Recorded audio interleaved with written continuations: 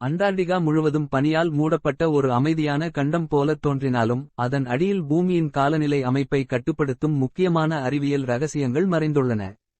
செயற்கைக்கோள் ரேடார், ஈர்ப்பு விசை அளவீடுகள் மற்றும் ஐஸ் பெனிட்ரேட்டிங் ரேடார் போன்ற நவீன தொழில்நுட்பங்களை பயன்படுத்தி உருவாக்கப்பட்ட சப்சர்ஃபஸ் மேப் ஆயிரக்கணக்கான மீட்டர் தடிமனான பனியின் கீழ் மலைத்தொடர்கள், பள்ளத்தாக்குகள், பள்ளங்கள் மற்றும் பழமையான நில அமைப்புகள் இருப்பதை வெளிப்படுத்தியுள்ளது.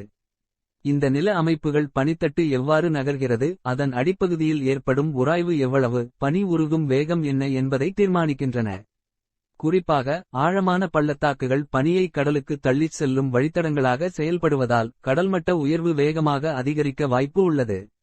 இதன் மூலம் காலநிலை மாற்றம் என்பது வளிமண்டல வெப்பநிலை உயர்வால் மட்டுமல்ல, பூமியின் உள்நில அமைப்புகளாலும் பாதிக்கப்படுகிறது என்பது தெளிவாகிறது.